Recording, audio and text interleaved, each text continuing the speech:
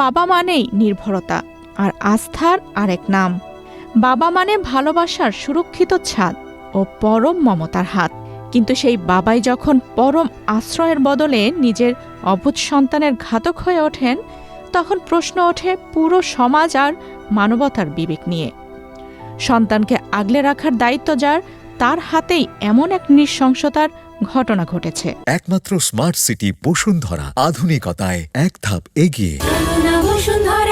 সুনামগঞ্জের দিরাই উপজেলায় বাবা মায়ের পারিবারিক কলহের চরম খেসারত দিতে হল দুই অবুঝ শিশুকে। পারিবারিক অশান্তির শিকার হয়ে নিজের আদরের দুই সন্তানকে হত্যার পর দুই হাওরের পানিতে ভাসিয়ে দিলেন ঘাতক পিতা কামরুল হাসান।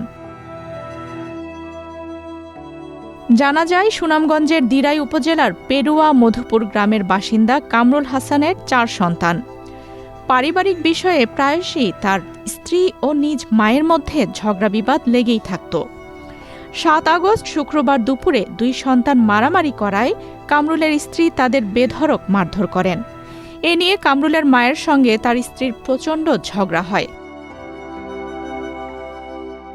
এই পারিবারিক অশান্তির জেরে ক্ষুব্ধ হয়ে শুক্রবার দুপুরে কামরুল হাসান তার 7 বছর বয়সী ছেলে মুহাদ্দিস এবং 5 বছর বয়সী কন্যা তুলনাকে নিয়ে বেড়াতে যাওয়ার কথা বলে বাড়ি থেকে বের হয়ে যান।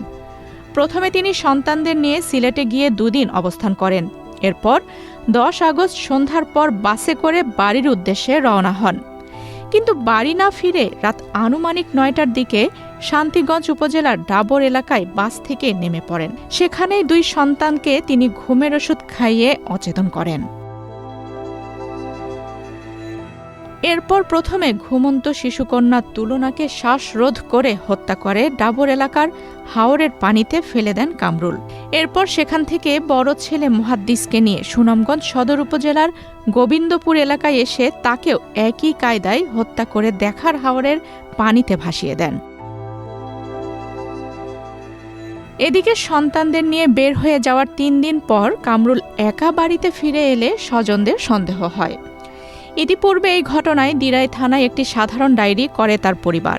কামরুল একা ফেরায় স্থানীয়রা ও স্বজনরা বিষয়টি স্থানীয় ইউপি চেয়ারম্যানকে জানান।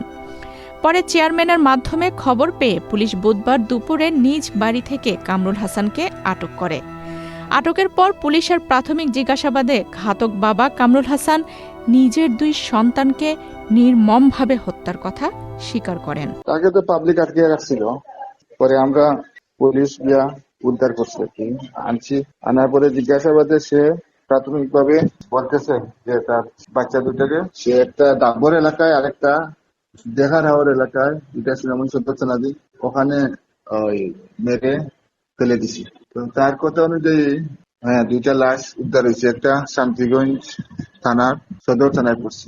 বেরোয়ার পরে বাচ্চা দুটা যে নিয়ে সিলেটে গেছিল, সিলেট 2 দিন অবস্থান করছে। পরে রবিবারে বিকালে দিরার উদ্দেশ্যে বাসে উঠছিল, পরে ডাবরে এসে নেমে গেছে। এদিকে 12 আগস্ট বুধবার দেখার হাওরের শান্তিগঞ্জ অংশ থেকে 5 বছর বয়সী কন্যা শিশু তুলনার অর্ধগলিত দেহ উদ্ধার করে পুলিশ এবং সদর উপজেলার গোবিন্দপুর সংলগ্ন দেখার হাওর থেকে 7 বছর বয়সী ছেলে মুহাদ্দিসের মরদেহ উদ্ধার করে সুনামগঞ্জ সদর থানা পুলিশ। 2টি লাশই ময়নাতদন্তের জন্য জেলা হাসপাতাল মর্গে পাঠানো হয়েছে। পুলিশ জানিয়েছে, ঘাতক পিতার দেয়া স্বীকারোক্তি বিস্তারিত যাচাই বাছাই করা হচ্ছে এবং ঘটনায় আনুষ্ঠানিকভাবে হত্যা মামলা দায়েরের প্রক্রিয়া চলছে। মামলা দায়েরের পর ঘাতক পিতাকে গ্রেফতার দেখিয়ে আদালতে প্রেরণ করা হবে।